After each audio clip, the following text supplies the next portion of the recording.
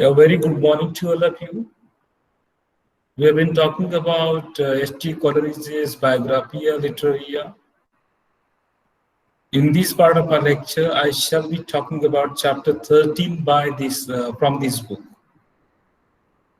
We have already understood that Biographia Literaria is a work of criticism by S.T. Coleridge, Samuel Taylor Coleridge.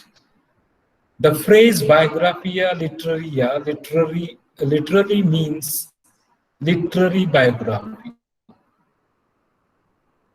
When we understand the full title of the book, you realize that it is a kind of biography. The full title of the book is Biographia Literaria, or Biographical Sketches of My Literary Life and Opinions. So this "my" makes a very big difference.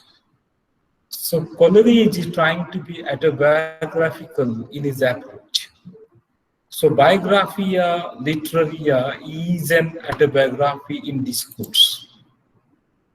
Although it is a work of literary criticism, a text of criticism, but still it is autobiographical in nature, in its way, in its approach.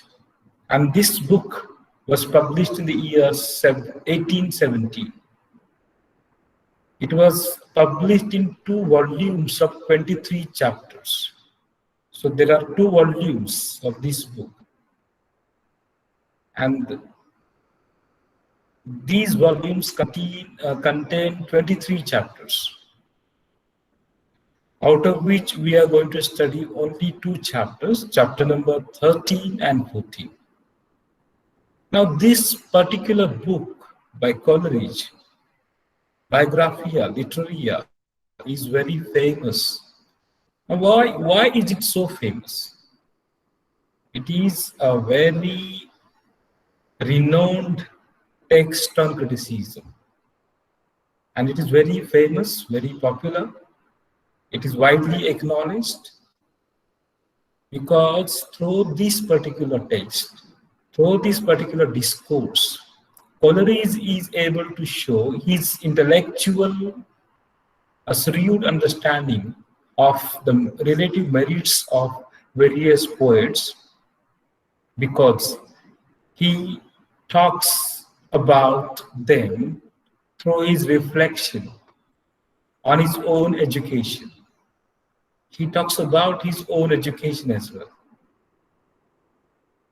And through that reflection, through that what we call deep thinking over his own education, his own background, he tries to talk about the poets related to him. Further, in this book, he comments on the faculty of imagination. He talks about the term imagination, and in terms of biology, we can say the faculty of imagination. So in Biographia Literaria, Coleridge has discussed not only literature, but also many variables, different aspects that influence and inspire writers. So while talking about literature, he also throws light on other aspects, other factors which influence and inspire writers. Coleridge expresses his own thoughts in this particular text of criticism. And as I mentioned earlier, as it is autobiographical in nature, he talks about his thoughts from a personal point of view. My reflections, my opinions, he says. So that is a personal point of view. And while expressing his own thoughts, he touches upon different topics, different issues like politics, religion, social values, and human identity. So we need to understand here that in his Biographia Literaria, Coleridge not only talks about literature, but also about what? About politics, religion, social values, and human identity. These are the variables. And these variables are important in the writing career of people. It means these aspects influence and inspire writers. Of course, his views, his thoughts about politics, religion, social values, and human identity appear to be conservative, orthodox, but yet they are very much, what you call blatant. Blatant means very much open-minded, aggressive, and original. In chapter 13, actually, he talks about the later. This later is very lengthy later. We are not going to talk about the entire later. But this later in chapter 13 of the biography of Literaria is very significant in understanding his thoughts on imagination. Because it is here that Coleridge sets out his famous distinction between primary and secondary imagination, which you must have studied in your TYB. So here, in this particular letter, Coleridge brings out the difference between primary imagination and secondary imagination. Now, in my next part of discussion, we shall be talking about the term imagination, and then we shall go ahead with the distinction between the primary imagination and secondary imagination. In simple words, the term or the phrase primary imagination means making sense of the world around us. All of us have that particular primary imagination. So it is natural ability of human beings or any animal. Yes, we have primary imagination. Now let's try to understand what imagination is. Now, Coleridge tries to define imagination, the term imagination, by saying that, I quote, "The imagination then I consider either as primary or secondary." So the imagination, according to Coleridge, can be either primary or secondary. The primary imagination I hold to be the living power. I'm quoting Coleridge. The primary imagination, I miss here Coleridge. This is autobiographical, his own point of view. I hold to be the living power. So the primary imagination, according to Coleridge, is the living power and prime agent of all human perception. So it is the living power and prime agent of all human perception. Now, what is perception? We perceive world. How do we perceive world? We perceive our world through our eyes, ears, nose, tongue, skin, etc. So these are called sense organs, 5 sense organs. So we try to perceive this world through our sense organs. And primary imagination is associated with this particular process of perception. It is the living power. Can you imagine means the existence of man without this particular living power, without the ability to see, hear, and taste and smell? Nowadays, during COVID-19, you might be knowing, if you lose your ability to smell, it is a sign of being affected by COVID-19. Well, so these aspects are important. Therefore, he calls this imagination as the living power and prime agent of all human perception. And further, he says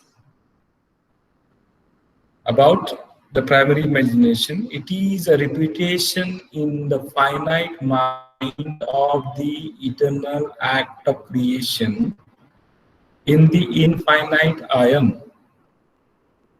So what is the primary imagination? A repetition in the finite mind. Finite means something which has limitations, limited. Mind is finite. And there is no repetition of the eternal act of creation. The act of creation is eternal, never ending. Okay? The mind is finite. And the act of creation is infinite, eternal. And this creation goes on in the infinite I am. Although the mind is finite, but our thinking ability is infinite. Our creativity is infinite. So the primary imagination is the repetition in the finite mind of the eternal act of creation in the infinite I am. Now you need to understand this infinite I am is your subconscious mind. And finite mind is your conscious mind. Whatever you see around you, you perceive. And you start thinking about it within. Or you try to associate it with something else. Suppose you see a flower. Let's say a rose. And after seeing the rose, you understand that it is a rose. So that is your primary imagination. But when you perceive it and you try to associate it with something else, that is not primary imagination. That is beyond that. So it is the eternal act of creation. So imagination is described, can be described as a mysterious power. And this mysterious power is extracted from such data. Means what? Hidden ideas and meaning. You see something, then you think about that, and then you try to bring out something out of that. So this is what imagination is. It is a mysterious power. And Coleridge has divided imagination into major forms, as I mentioned just now. The first one is primary imagination, and the second one is secondary imagination. Now, what is the difference? Just now I defined the primary imagination. Primary imagination is repetition in the finite mind of the eternal art of creation or act of creation in the infinite I am. And what is it exactly? It is the power of perception. Okay? Whereas means all of us, all human beings have the primary imagination. All of us have the power of perception. For example, now you are listening to me because of your primary imagination. But once you listen to me, whatever you understand and you start thinking, then you write it. So that is the secondary imagination. And poetic imagination is the secondary imagination according to Coleridge. It differs from the primary imagination in degree. Degree means in terms of quantity we can say. Of course, it does not differ from primary imagination in terms of its nature, in terms of its what we call existence, kind, its nature. But as we understood that you cannot imagine, you cannot perceive the world without primary imagination. It is the living power, and it is the prime agent of all human perception. Rather, primary imagination is the faculty by which we perceive the world around us. I told you, we use 5 senses. Many times we say, can't you see? डोळे नाहीत का? डोळे असून देखील कधी कधी आपल्याला दिसत नाही काही गोष्टी. Okay, so whatever we see through our eyes, whatever we hear through our ears, whatever we understand, that is a perception. And this perception is our primary imagination. So primary imagination is merely the power of receiving impressions of the external through our senses. Just now I mentioned. Now, in this lecture, all of you are using your primary imagination. You are receiving impressions of this particular topic by your ears. You are trying to perceive it. So primary imagination perceives objects both in their parts and as a whole. You understand words, you understand the sentence as well. So this is what is primary imagination. Now what is secondary imagination then? We already understood that the secondary imagination is the poetic imagination. It is the process of creating something. It is the act of creating. But it does not differ from the primary imagination in its kind, in its nature. So secondary imagination is an echo of the primary imagination. Echo, you must be knowing. You hear the echo of some sound. So repetition. So the secondary imagination is an echo of the primary imagination, but it differs from the primary imagination in degree. In degree means in quantity. We might be knowing something about degrees of comparison, positive, comparative, superlative, etc. Tall, taller, tallest. So this is what degree is. Primary imagination is different from secondary imagination, and secondary imagination differs from the primary imagination in degree. Suppose tall is positive and taller is more than tall.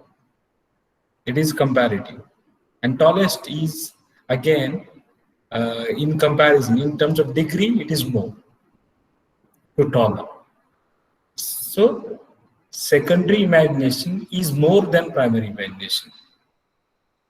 And it is different from the primary imagination in the mode of operation.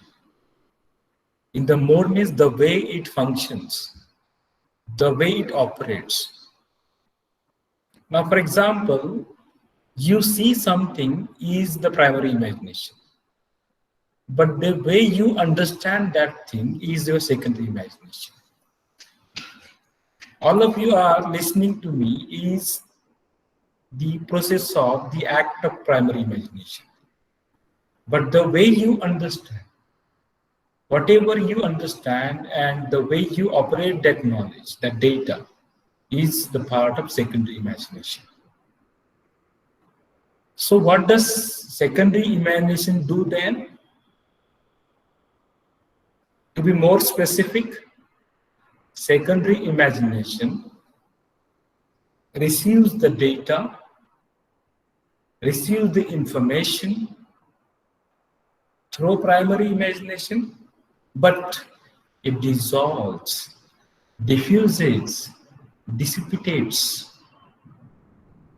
It dissolves. When you put salt into water, it gets dissolved into water. It becomes one with water. Diffuses, again, means combines. It gets blended. Dissipates means, suppose you put a salt into water, what will happen? It will get dissolved and it will disappear. So to dissipate means disappear. You receive something, you understand something, and it becomes one. And this happens to recreate, okay, to idealize and identify. उद्यापासून आज काम आहे ना पहिली तर काम पूर्ण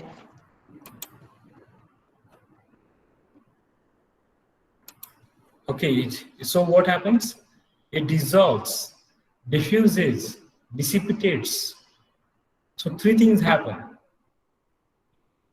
First, when you put some kind of dissolving thing, substance such as salt, or let's say ice, into water, whatever process takes place.